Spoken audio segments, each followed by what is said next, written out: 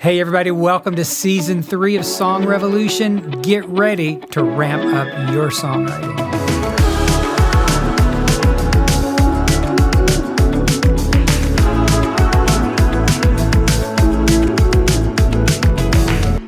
Hey everybody, John here with another episode of Song Revolution. Feeling a little punchy today, so it's going to be a good show. You're the reason that we've been doing this show since 2017. And if you'll take a minute to jump over to NashvilleChristianSongwriters.com, go to the resources tab, scroll down, find the podcast, and over 200 episodes. We've got wonderful episodes like with Carrie Job in a trucker hat. It's a must-see. You got to go check that one out. Cody Carnes, Need to Breathes, Bear Reinhardt, Matt Maher, and so many more that I think you're going to enjoy. Lots of information and inspiration about how to get your songs out to the world. I'm very excited about today's show. I have a wonderful friend with me today who is an American Idol runner-up, should have won. One of our greatest vocalists. He's just joined our team as a coach and as an artist. I want to welcome to Song Revolution my friend Clark Beckham. Hey. Don't even start that. I don't know what it is.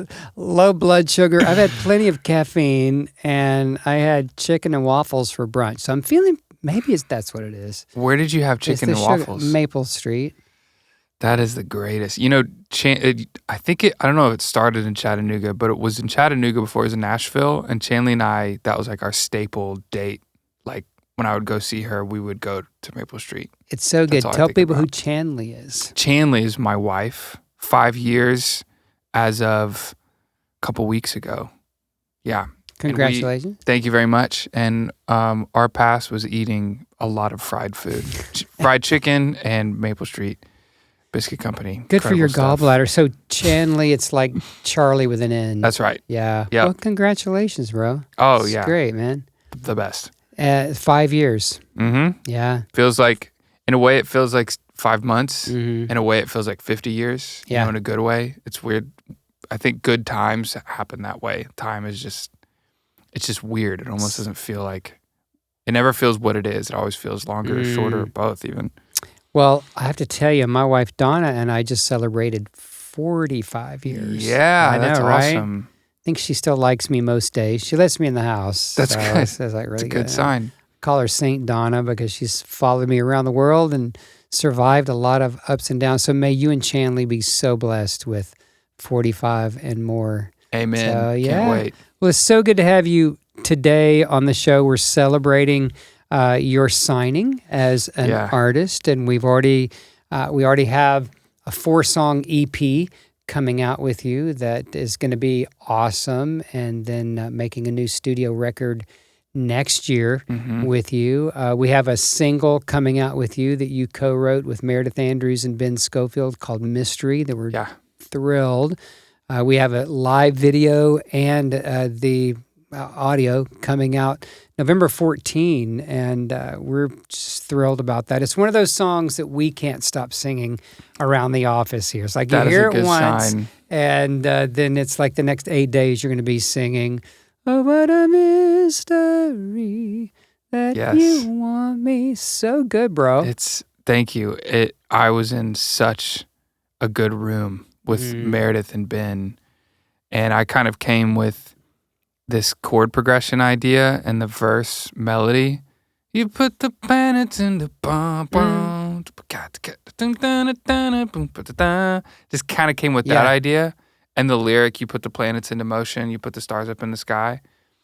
And then they just took off. And I was hanging on to their coattails and they're incredible. And then off into the chorus, and Ben wrote this beautiful melody for the chorus. And I think from what makes it stand out is from start to finish, to me anyway, every melody is hooky, and it just keeps you in the whole time. There's never like a down moment of the melody. It's always moving around really interestingly. It's so good. It's so good. So proud to be a part of it. So Meredith has been a coach for us here in the house, which we love. We love Meredith so much. I don't know Ben. I'd like to get to know Ben a little bit, but it's a killer song. And she just runs, man. I mean, when you're in a session with her, you are going to write. It's so good. So now you've kind of teed up our topic. We're going to talk about your music a little more, and then we're also going to talk about, we have 3 new mini courses that we've recorded with you that are going to be released this year. This is the month of October, and our topic, we've been following a year-long songwriting challenge where we're downloading a different topic, information and inspiration and skills this entire year. We're in October, and the question is, does God really give you songs? And so you walked, and let's use mystery kind of as the example, because you walked into a session. Would you say that God gave you put the planets in the what would you say? I mean, how does that shake out for you? Well, it's hard to imagine where else it would have come from. Really, any thought, like, where does it come from? You even hear people say when they're writing a song, like, this melody came to me, or this just thing popped into my head, or it's like, okay, so where did it come from? So I've always thought that creativity, the source of creativity is God, always. Always. And then even if you get mechanical with it and have zero imagination involved at all, and just know a formula of 1, 5, 6, 4, for like a chord progression example, the mechanics of those chords, the harmonies, he made that up too. You know, he's the inventor of harmonies, simple and complex. And he loves the flat 5. And Jesus loves the flat 5. So I think it's impossible to, it's not impossible. I would love to hear an argument that it's not from God. And it's not like this ding, you just have this download and it's just there. There's work. But when you work to think of something, when you finally think of that thing and it feels good, where else did that come from but from him? So I think God gives us every single piece of creativity. I love that. He's the creator of creativity, right? Yes. All things are from him, through him, and to him, the word says. All things in Revelation, all things were created by him for his own pleasure. But I think the rub for me comes when people are like, they come in with a song that's pretty underdeveloped, but they're so proud of it, like a child with watercolor ponies, right? And and I deal with this every single day, where people are like, well, my mom loves this and she cries, and I wrote this because Auntie Ellen, died, and I was so sad, and I wrote this song, and God gave me this song to comfort me. And it's like, yeah, he sure did, but that doesn't mean it's going to be on K-Love.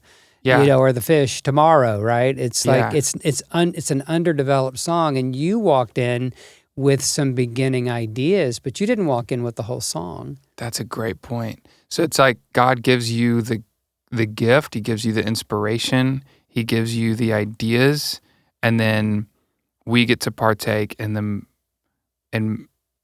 the manifestation of those things. It's a skill thing for me. Yeah. It's like, okay, God gives you a song, but if you're not a very developed songwriter, then you're not going to write a commercial song. My cousin by marriage is Mike Harland. He was director of Lifeway Worship for a long time, like 15 years, and I always give him credit because he's family and he might hear me and call me out on it, but it's one of those things I'd steal if I could. But he says there's no such thing as a bad song. There are only good songs and commercial songs. And what we help people do here at NCS is know the difference and to develop their skills so that when they get, you put the planets into motion, then they don't go off into something that's just awful. Doesn't follow. And it doesn't follow, and they throw 17 ideas into the first verse. And so we help people level up their skills. Right. But God is still giving. It still comes from him. Yeah, everything. Yeah, this is more complex than I thought. I thought this was an easy answer. It's not. You're right. There's a lot of complexity to that. It is. And a lot of times what I wind up doing is help people understand that they don't really know how to write songs. And it hurts people's feelings. I had a client named Mark who went through one of our online virtual programs a few years ago, and he was genuinely angry with me. And he said in the middle of a group, 8 people on Zoom, oh boy, John, you've ruined songwriting for me. And he was sincere. He was angry at me because I was trying to teach him real songwriting or commercial level songwriting, professional songwriting. And all he really wanted to do was feel Holy Ghost goosebumps, write stuff down, stick a melody on it, and call it good. Yeah. And if you're gonna pay for a program with me, I'm gonna have to tell you the truth and say, Mark, okay, you've got 17 ideas in this verse, and your melody doesn't really support this. And I do it all in love because, I'm a Southern guy, and I have to be nice because I want you to like me more than I want my next breath. But if you're going to program, I've got to help you really understand the truth. And it's hard for people sometimes. Yeah, and I think the difference is you can say good song versus commercial song. I would take it. What I tell students is it's art, so it can be whatever you want. It's not wrong. But if we have the goal of how can people hear this and relate to it best? How can this get in someone's soul and change their life? How can this touch the heart of the listener the most? Okay, now we have a goal that's very quantifiable, and there are strategies to do that. And to have one idea for the entire song is pretty objectively the way to go to accomplish that goal. So that's what I was like, we can write whatever we want. You can write as many ideas as you want. But if we want it to make sense to the most people, it should probably do this. That's usually where I go. We call that the OBI, the one big idea. And I learned 43 years ago, when I first came to Nashville and had the privilege of being mentored by Bill Gaither, iconic, songwriter, list of standards as long as your arm. He would say there's not room in a song for more than one idea. And that was the first time I got a clue, because I thought just because I love Jesus, people would love my songs.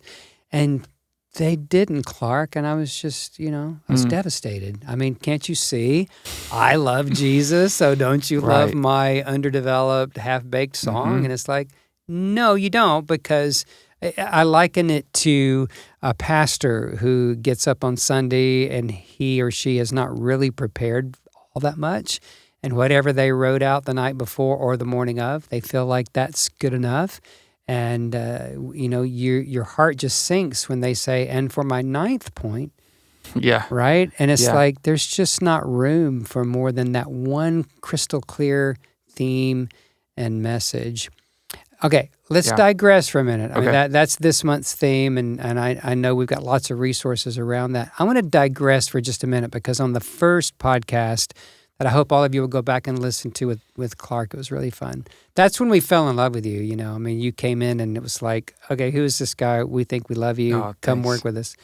And we'll talk about that in a minute too. But we didn't really talk that much about your time on American Idol. You were a runner-up. It was season 10? Season 14. 14. In 2015. Okay, so it was 10 years ago, but you're so stinking young. I mean, so you were just a baby then, but, and you've had 10 years since, a decade.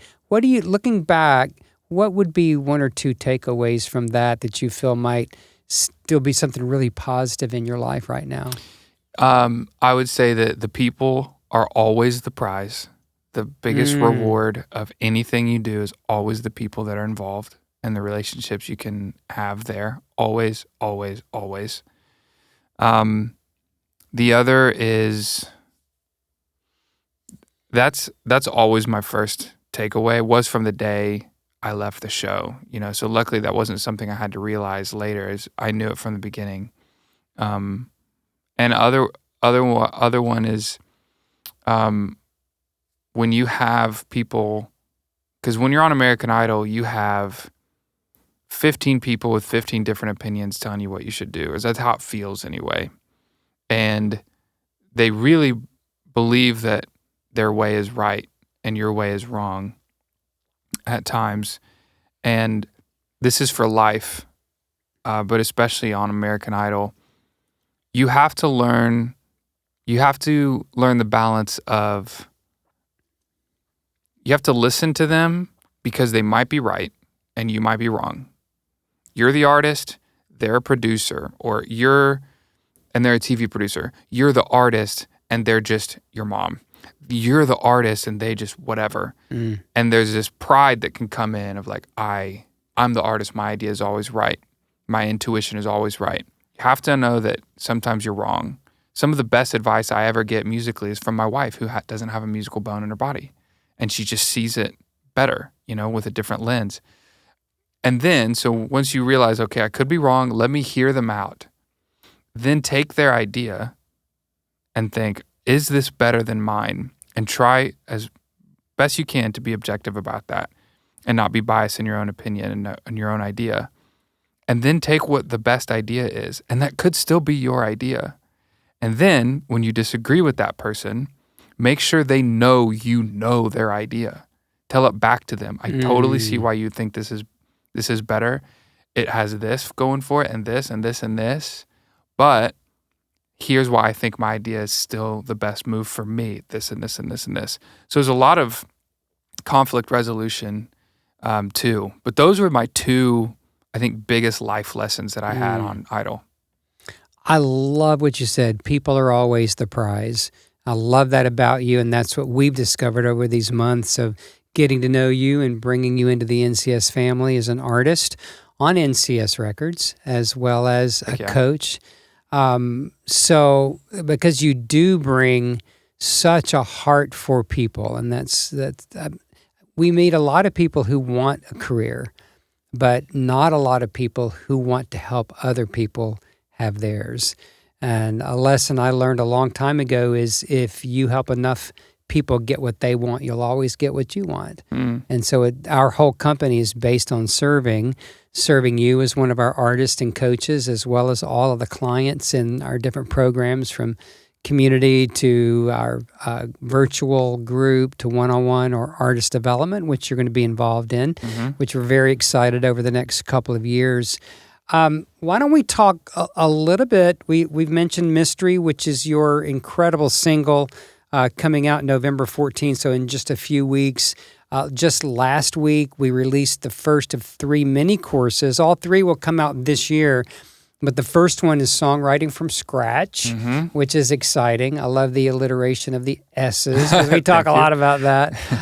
But talk a little bit about talk a little bit about the way that you teach and the way that you coach, and then maybe give us bullet points about your first course with us. Yeah, I think the way that I teach is, if I had to describe it in one word, it would be practical, because I've done the thing more than I've taught how to do the thing. And most of the time with teachers, professors in college, coaches, they have most of their careers teaching how to do the thing. The majority of my career is actually doing the thing, actually having an idea and going, okay, where do I even start? How do I even, it feels like this insurmountable task. You hear a song, a beautiful song, and you go, okay, I'm supposed to do something like that. And then you write and you have this idea and then you start and it sounds awful. It's like, it can be very distressing. And so this course is all about, okay, how do you actually sit down with an idea and turn it into a full song? How do you sit down with nothing and turn that into a full song? So the course focuses on how to sit down and write a song when you have absolutely nothing, hence the scratch. And then it also goes in, okay, well, sometimes you have a chord progression idea and that's it. Or you have a melody idea and that's it. Or you have a concept and that's it. Or you have lyrics and that's it. So it starts with how to start with nothing. And then it goes step by step with each of those elements. Okay, what if you start with only lyrics? How do you fill it with chord progressions and melodies and a concept? And I kind of reverse engineer how to write a song if you just have one idea. Because usually, at least for me, usually one of those things come first and it's by itself. I just have a chord progression idea and that's it.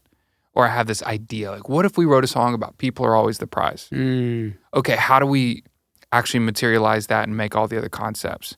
So this course is for the songwriters who are in their bedroom with a guitar or with a piano or with a pen and pad, and they're like, I have this idea, I know it's good, or I have this desire to write a song. What do I actually do? That's what this course focuses on. I think that's really, really important, because a lot of writers wonder where ideas come from. And they have a passion to write. They do feel a calling to write, but they just don't quite know where to start. And they call it writer's block. Mm-hmm. And over the years, I've tried to debunk writer's block. I don't really believe in writer's block. I think that there are unproductive periods in our lives when we might be stressed or depressed. We're going through a breakup, or we've lost a job, or we're tired, or we aren't really taking good care of ourselves physically or mentally. We're not hydrating. I'm the worst about that because I love coffee. But, we're not really... we're not in a healthy place, and so we're unproductive. We don't have any ideas. And the other thing, Clark, is people try to write on empty. They're not filling their hearts with any inspiration. It's good. Right? And they're not feeding their intellect. God gave us an intellect. And what we want to do, because we're lazy Christians sometimes, is we want to sit in the bedroom with our guitar and have God drop a song on us. But if we're not feeding our intellect, if we're not read the Bible, read some devotionals, read some fiction, right? Read Absolutely. Something, because how can you write beautiful words if you're not filled with beautiful words? If you're not soaking and steeping yourself in things, that inspire you and encourage you, how in the world do you think you're going to just write something, from nothing? And I love the title of our course with you, Songwriting from Scratch, but you're not going to write very much on empty. And so right. If you're filling your mind with good things, you're filling your soul, you're inspiring yourself instead of waiting on somebody else. I like to say sometimes, sitting around on your blessed assurance, waiting for somebody to do it for you. And that's kind of what we do sometimes. And I think we're lazy about that. So what inspires you? Where did you get, okay, so you had the idea, you put the planets into motion. Okay, that's very cool. But what inspires you? Do you even remember if that was an inspired thing from something in particular? Yeah, I would say, to your point, that you have to, when you say you have to go experience something, go fill yourself with things, you have to feel things. And for me, I tell people it's so important, if you want to be a good player, like if you want to be a good drummer, if you want to be a good songwriter for rhythms and chords and melodies, you have to fall in love with other chords and melodies from other people. And so when I was sitting down at my piano, I remember exactly, we were going to this write, and I was like, I need to come with an idea. And I just had that like little groove in my head, and and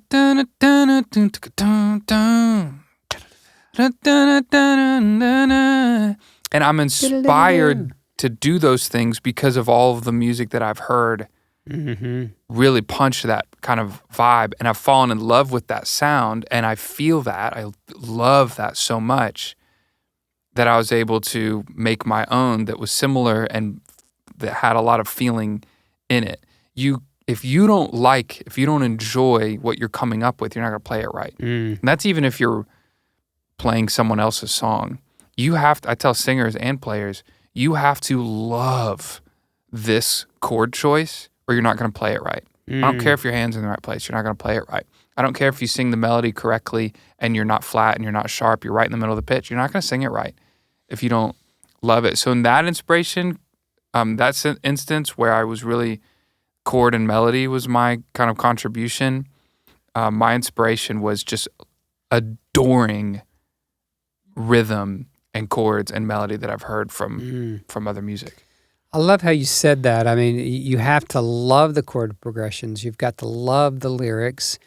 And at the same time, especially in a co-write, if you're writing by yourself, you can just write whatever you want and hopefully be open to tweaking it and making it great, because writing is rewriting. But especially when you come to a co-write, you have to be willing to hold your ideas open, with open hands, loosely, and really receive from the co-writers. And as we mentioned with Meredith, she's just a runaway freight train in writing, but she always has great ideas, and that's why she's had such longevity in ministry and in music, and I think that's awesome. So is there anything else about songwriting from scratch? I would like to mention the other two, but anything about that? And you mentioned who it was really for, but do you want to just clarify that just one more time, who that's for? Yeah, the songwriting from scratch is for the person that has the desire to write and maybe has an idea and they don't know what to do with it and they don't know how to materialize one idea into a full song. That's who this is for. It's a step-by-step process, very practically how to do that. Excellent. So even if you think that you're an intermediate writer, if you're struggling to finish songs, if you're not finishing several songs a month, I would encourage you to pick up this very affordable mini course that we've created for you with Clark. And the other two, I'm very excited about all three of them. Songwriting has just been my bailiwick for all these years, but you are also an incredible musician. And so I'm not going to give the titles away, but we have a mini course on chord progressions, saucy chords that you like, and which I'd love for you to talk about for a moment. And then vocal performance, which, we've not really been a music or vocal performance school, but we do have an artist development program that you're helping us with now, helping us develop, and your time on Idol, and then really your 10 years of ministry and coaching and teaching, because you've done your own coaching programs. You're amazing at this and such an amazing vocalist. So talk a little bit about those other two courses. They're all going to be available by Black Friday. I know they're going to all be out, but talk a little bit about those two courses, if you will. They're definitely two of my deep, deep passions. With the chord progressions, there's so much richness in harmony, and I believe, get a higher definition picture of God when we explore His gift of harmony. And it's not just in the chords that we hear all the time, although He's absolutely in all of those. He's in all chords. But when we can this 5 chord sounds just like this, and that sounds good, but we're actually, I don't know, there's another emotion that we're really going for. There's some really simple methods on changing this chord just a little, and all of a sudden it'll unlock exactly what you were trying to portray in the lyric or in the melody, and all of a sudden the hardened heart becomes soft of the listener. The walls fall down just because of this chord, just the right chord in the right spot. And that's something, honestly, I've found is a weak point in songwriters and in students that I coach and have taught and have been around, and is they don't know really how to navigate a bunch of different chords and not just a cool look at me chord. That's the worst thing you can do. It's the quickest way to make sure God is not in a song, is to make it about self. I think that as soon as I think God can't be in sin, and if you are just thinking of self-serving, if you are writing a song strictly from flesh, I think God can't be in it. And that, in part, would be a look at me chord and doing it for self. I think God walks out of the room, which is a whole nother rant that could go on. But the second one about vocal performance, too many times we think about singing it correctly, and I haven't seen anybody really articulate and teach how to sing a song that will emotionally connect the listener and the singer. It's typically, this is how you sing correctly, and then they'll kind of say something like, but don't be a perfectionist, because sometimes when it's wrong, like, that's better. And they're close. It's like, no, it's not when it's wrong it's better. It's when it's felt it's better. And you can do both. You can do it correctly, and you can do it when you really feel it authentically. And it's not as simple as just saying, come on, feel it authentically. There are a host of ways and different methods that I go through in these courses that that give you a very clear path on steps to take.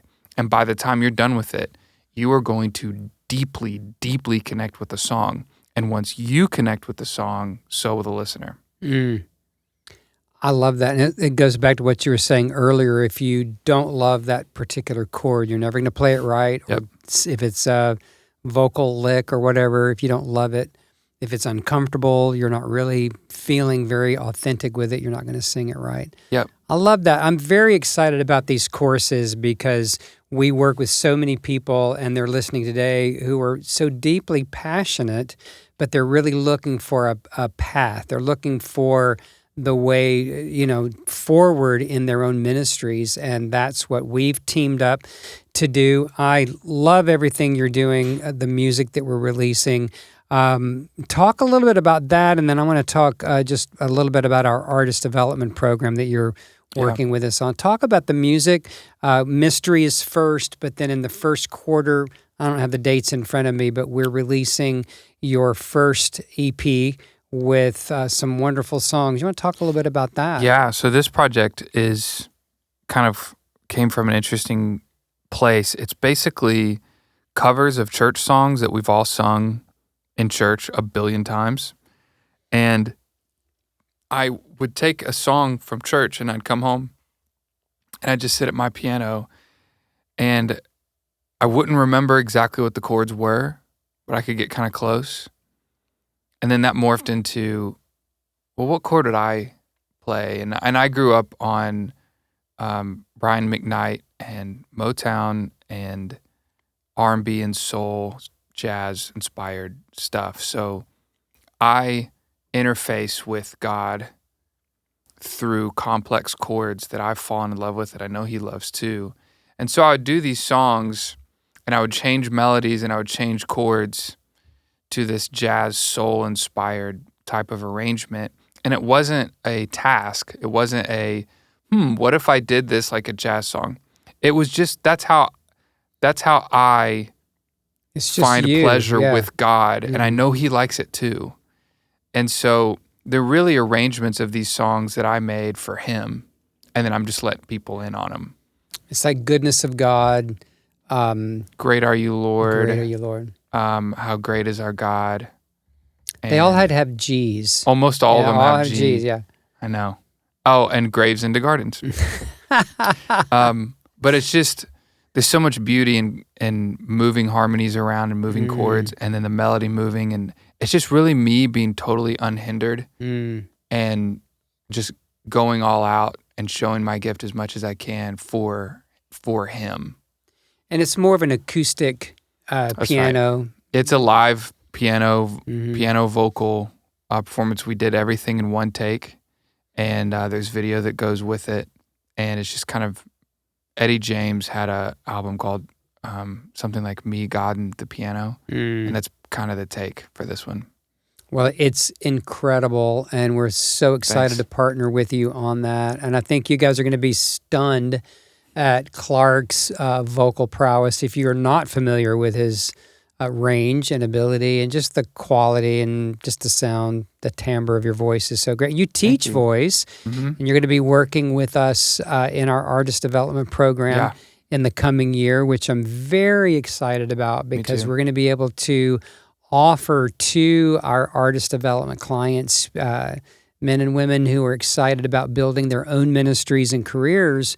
We're going to be able to offer you one-on-one coaching with Clark within that program, which is amazing. I mean, you just don't get access to people like Clark who have this incredible experience, American Idol for crying out loud, and getting all the way to the end. You should have won. Don't even know who won that year. You should have won, but you have won in life. God's made sure of that, and you have a wonderful life. But to be able to give our clients the interaction with you where you can coach them on songwriting, which I will be doing as well in that program, and our coaches. We have a marvelous team of coaches here, and we provide I call it a record label in a box in our artist development program, and to be able to partner with you and have you bring your experience and expertise, not only in vocal performance, but in stage presence and in how to really present yourself. I think that's really exciting. What would you say to someone who might be considering working with us, working with you in that program? I would say that you can figure it out yourself. A lot of people do that. A lot of people go through long careers and learn, and people do that. You can do that if that were the only choice, but it's not the only choice. There are incredibly talented, experienced coaches here, not outside, like before I even came into the picture, that have so much wisdom and have learned through decades of careers in different facets of the music industry that you can come and literally take decades of a shortcut and learn this stuff. And for me, what I find myself passionate about coaching that is different than others is the practicality. Like, okay, we can talk about the theory, the idea of all these different things. Let's hear you sing. Let me look at you in the eyes. Oh, your eyes are closed? Great. That's the first thing we're going to change. Let me look at you. What do you do? What do you offer that no one else offers? Let's find that. And then watching people lean into their God-given gift that no one else in the world has ever had, has now, or ever will have, and watching that flourish and then find confidence in that, that is the ultimate reward, and that's what gets me so excited about this. But if someone's considering this, it really comes down to, are you taking this seriously where you want to do this at the highest level possible? Do you want to try to find the true top, like whatever your potential is, the very best you could possibly do? Is that what you're going after? If not, if it's just a hobby, that's totally fine. You can just go crush it at karaoke and have a great time when you guys go to karaoke and just be better than everybody else. If that's your natural gift, great. But if you want to find this gift and find out how to make it your calling, your career, and be best equipped for what God has called you to do and what he's put you on this earth for, that's what we're pouring all of our experience, all of our talent, all of our passion into this program for. Well said. I don't think I could have said it any better. That's beautiful. And if I were in the shoes of so many people watching and felt like that I really felt like that's what God was calling me to be, is an upfront stage, even a worship leader or an artist, songwriter, singer-songwriter, performer, man, I'd be jumping on it because it's just all laid out for you. It takes all the guesswork out. And, guys, I'll talk to you for just a moment. I mean, you really get to tap into decades of experience. Clark's, ours, our whole team of writers and producers and people who help you understand how to build a business around your music and how to really fulfill this calling and to stop guessing, to stop hoping, if I can say it that way. Hope is not a good strategy, to just sit around and hope that something happens. It's like, God blesses our steps. The steps of a righteous person are ordered of the Lord, but you got to be stepping. You got to do something. You got to get up off the couch and stop eating those Cheetos. And I like Cheetos a lot. But yeah, you got to get up and just stop assuming that, I guess it's probably like our theme this month, instead of being empty, your head's empty, your heart's empty, but you think God owes you a song or owes you a career. God does not. And I love something that Paul said. He said that we co-create with God. And that blows me away every time I read it. It's like we are co-laborers in this thing. And you, Clark, back to you for a minute.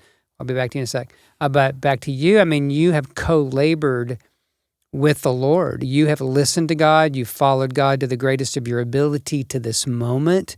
And that's why we're partnering together to bring out the best that you have, that God's taught you, that you've learned, that you have grown in your own life, in just in your experience, your expertise. And now we're bringing it out in these 3 courses in our artist development program, in your music. And that's what I love about you. You know, some people are coaches and teachers. I think we said this earlier, but you're a practitioner. You're out there doing it. You're still very active and touring and doing your thing. So, man, my heart is just so full today to have you as part of our team and to be able to support you in your music as well. You know, we believe in you, and we're very excited to know that you believe in us and we get to partner together. Same. I'm incredibly grateful for you guys and so excited on what the future holds. And I can't imagine a better group of people to be in it with. We're very excited. Now, just as we kind of land the plane here, you have American Idol or Idol Breakdown, right? You're still doing the show. Yeah. Talk just a little bit about that and then tell everybody where they can connect with you. Yeah, it was my manager's idea like 6-7 years ago. And he's like, what if you just do YouTube videos where you're reviewing American Idol from a former contestant's perspective? And I was like, yeah, I guess I could do that. And I went into it and just fell in love. The contestants all watch it every season, which is actually terrifying because I give honest critique. I kind of show an insider's view of what's actually going on, you know, behind the scenes when the camera turns off. And I've gained really great relationships with the contestants, even doing that. But yeah, it's this kind of annual thing that I do now. Every season of American Idol, I give reviews of every single performance and critiques. And my job is to tell the truth. And their job is to protect their psyche, you know? And I actually tell all of them, don't watch it. And they never listen. They always watch it anyway. But it's a net positive. It's been really fun. I think that's great. You have nothing to lose except a few viewers because you have like 80,000 followers, I think, on the show last time I looked. Yeah, it's grown a lot. Well, congratulations on that. I think that you're perfectly suited for that.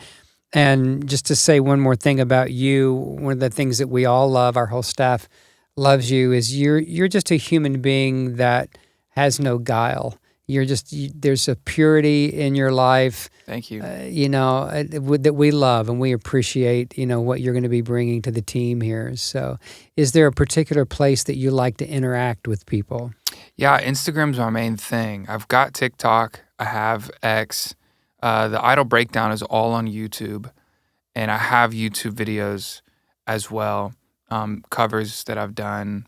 And that my YouTube's going to be more active for sure.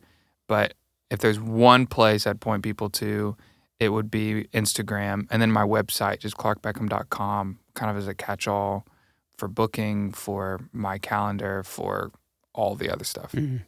Clark, so good to have you here. So good to be here. Welcome to the NCS family. Thanks. All right, you guys, I think I'm going to ask our podcast engineers, Jack Landis behind the camera today and Kyle Kicker, help us out every week. I think I'm going to ask these guys to go ahead and edit in right now as I close the show, Clark's Mystery, the single that's out now. You know what? It's not quite out, but you know what? We're going to give you a preview anyway. Yeah, let's do that. Who cares? We're going to do that. So we'll get that in here for you right now so that you can get a taste of Clark's upcoming single, Mystery. We recorded it live, and it's just amazing. So we're so excited about that. And be watching, the mini-course Songwriting from Scratch is already out. And you can find that over at NashvilleChristianSongwriters.com in the resources tab where you can find the podcast archive. So go ahead and check that out. Very, very affordable. It's going to be awesome for you. And then the other two courses on vocal performance and on saucy chord progressions will be out by Black Friday this year. So thanks for being here on the show. We do this for you. Our mission at Nashville Christian Songwriters is to empower Christian songwriters and artists worldwide with some amazing programs already, but even in 2026, we're going to be launching even more. So check those out. And I'll go ahead and put a plug in if you're interested in working with us and with Clark Beckham in our artist development program. Look under the coaching tab on the website, and there's under the artist development page, there's a whole form. You just fill it out, and then one of us will give you a call, and we'll find out if this is a good fit for you. So great to have Clark with us today, and great to have you with us as well. So here's a preview of Clark Beckham singing Mystery. See you next time. You're the beginning and the end, and everything between. You hold it all inside your hands, and you hear my heart beat. You are infinite, I can't comprehend. Oh, what a mystery that you are me. Thanks for joining us on today's show. If you got some value, please help us share the love. Leave a like and a share and a good review.